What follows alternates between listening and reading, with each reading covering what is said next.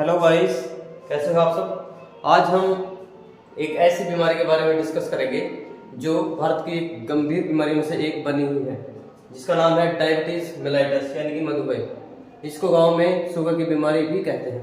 इसके बारे में जानेंगे कि होती क्यों है और क्या इसके लक्षण है, अगर हो जाए तो इसका ट्रीटमेंट क्या है।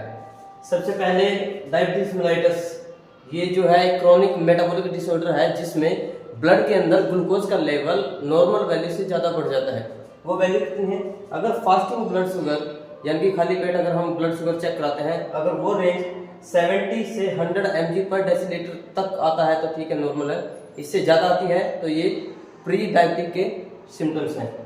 सेकंड है random blood sugar. Random blood sugar अगर 170 से 200, 170 से 200 mg पर डेसीलीटर आती है तो ये नॉर्मल वैल्यू है। इससे ज़्यादा एक्सीड करती है तो ये प्री डायबिटिक की कैटेगरी में आएगी।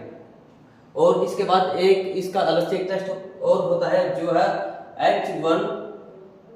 HbA1c। इससे जो है ना, इस टेस्ट से पिछले बीते हुए 3 महीनों का ब्लड शुगर का लेवल डिटेक्ट किया जाता है।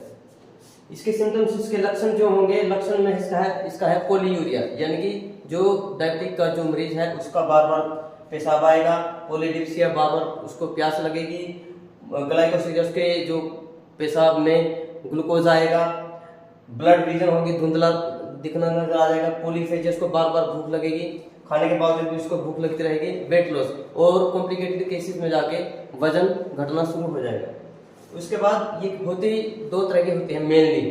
इसका सब टाइप्स होती है इसकी, जैसे जुवेन सब टाइप्स भी होती है, बट मेनली 2 टाइप्स होती है, type 1 and type 2। Type 1 diabetes को इंसुलिन डिपेंडेंट डायबिटीज मेलाइटस भी कहते हैं और इसको जुवेनाइल डायबिटीज भी कहते हैं, क्योंकि ये किशोर अवस्था में होती है। ये बर्थ से लेके जब बच्चा पैदा हुआ उसको भी हो सकती है और यंग बच्चों में होती है। जबकि NIDDM ये टाइप 2 है, इसको non insulin dependent diabetes mellitus कहते हैं। इसको मैच्योरिटी डायबिटीज भी कहते हैं, क्योंकि ये ओवर एज में जाके होती है। 60 प्लस एज में जाके ये टाइप 2 डायबिटीज मेलाइटिस होती है। टाइप 1 में क्या होगा? Destruction of beta cells. इसमें क्या होगा, जो पेंक्रियास की जो बीटा सेल्स है वो डिस्ट्रॉय हो जाएगी। इसमें इंसुलिन बनेगा ही नहीं, और अगर बनेगा तो वो इम्पेयर्ड बनेगा, मतलब वो किसी काम का नहीं होगा।